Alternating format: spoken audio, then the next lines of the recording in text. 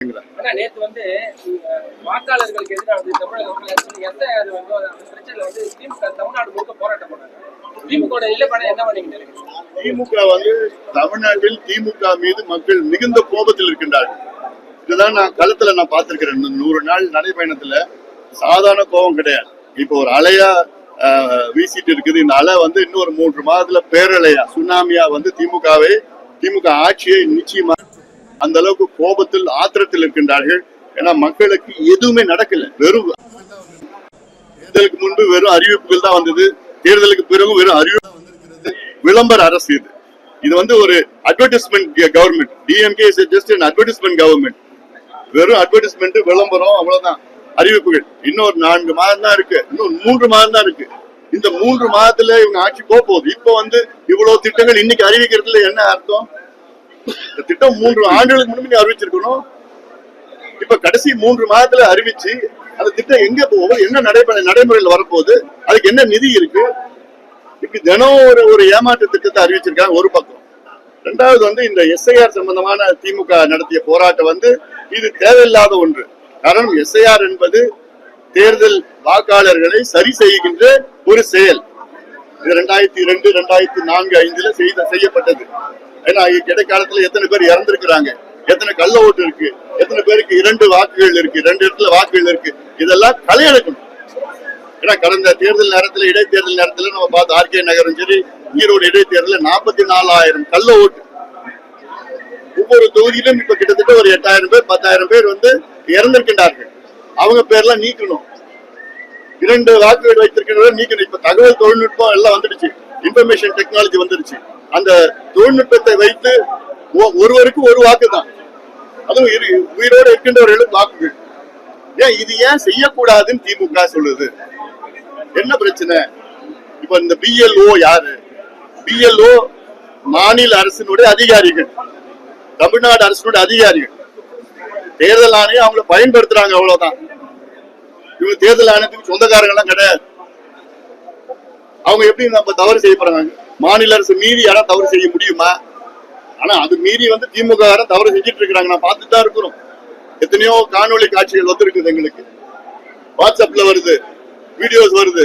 திமுக காரங்க உட்கார்ந்துட்டு சரி செஞ்சுட்டு இருக்காங்க, லிஸ்ட சரி செஞ்சுட்டு இருக்காங்க.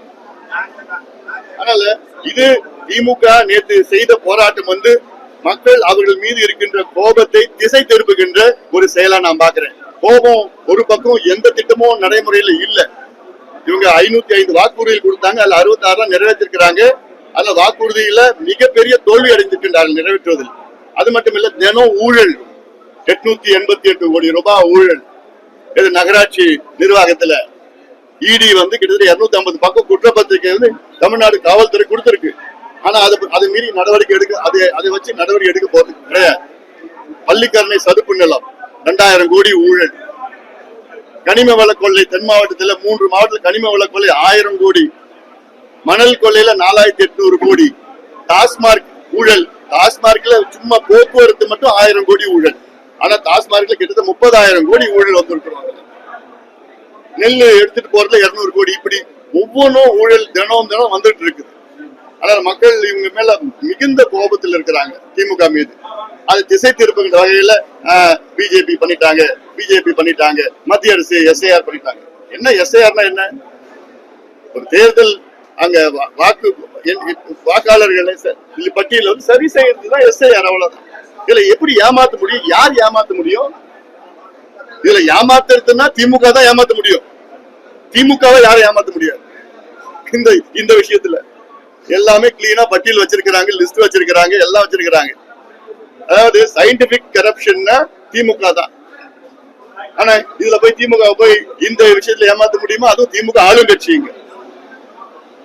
ஏமாற்று வேலை, இந்த போராட்டமே ஏமாற்று வேலை. எவ்வளவு பிரச்சனை, மக்கள் பிரச்சனைகள் இருக்கு, அதை விட்டுட்டாங்க. கல்வித்துறை நாசமா போயிடுச்சு, மருத்துவத்துறை ஒண்ணுமே இல்லை. விவசாயிகள் அன்னைக்கு எல்லாம் மிகுந்த கோப கஷ்டத்தில் இருக்காங்க. அதாவது கடந்த 3 ஆண்டுகளில் தமிழ்நாட்டில் 1968 விவசாயிகள் தற்கொலை செய்திருக்கின்றார்கள். 3 ஆண்டுல தமிழ்நாட்டில் 1968 விவசாயிகள் தற்கொலை. இதை பத்தி யாராவது பேசுறாங்களா? இல்ல. இது போன்ற செயல்களில் திசை திருப்புவதற்காக மத்திய அரசு எஸ்ஐஆர் அவங்க ஓட்டு எடுத்துட்டு போயிடுவாங்க. எங்க எடுத்துட்டு போக முடியும்? எப்படி எடுத்துட்டு போக முடியும்? இப்ப இருக்கிற டெக்னாலஜி யார் வேணா கேட்கலாமே. இப்போ டிராஃப்ட் லிஸ்ட் வந்து டிசம்பர் 7ஆம் தேதி 8ஆம் தேதி வெளியிட போறாங்க. அதுல சரி பார்க்கறதுக்கு ஜனவரி 31 வரைக்கும் டைம் இருக்கு. அதனால இது எல்லா கட்சிகளும் தான் பொருந்தும். அது இதுல ஒண்ணுமே நடக்காதது ஐயோ புலி வந்துருச்சுன்னு சொல்ற கதை தான் இப்ப திமுக செய்யறது. ஒண்ணுமே வரல, ஒண்ணும் நடக்க போறது கிடையாது. அதாவது இவங்க கிட்ட இருந்து தான் காப்பாற்றணும், திமுக கிட்ட இருந்து தான் காப்பாற்றணும். இந்த எஸ்ஐஆர் அது மாத்தி இவங்களுக்கு முன்கூட்டியே இவங்க போய் விளம்பரத்துக்காக ஒரு போராட்டம் பண்ணிட்டு இருக்காங்க. நேற்று பீகார்ல எலெக்ஷன் போயிட்டு அதுக்கப்புறம் எக்ஸிட் போல் போட்டாங்க தேர்தல் கணிப்பு. அதுல முழுக்க பாஜக இன்னும் 14 ஜெயிக்க சொல்லியிருக்காங்க. இன்னொரு செல்வ பிரதேச கருத்து கணிப்பு இல்ல, கருத்து திணிப்பு அவங்க போலியா சொல்றாங்க அப்படின்ற மாதிரி சொல்லியிருக்காங்க காங்கிரஸோட. அதாவது ஒரு ஊடகம் செஞ்சு சொன்னா பரவாயில்ல, எல்லா ஊடகமும் அந்த கருத்தை தான் ஒரே கருத்தை தான் சொல்லியிருக்கிறாங்க. ஆனாலும் 2 நாள் பொறுத்து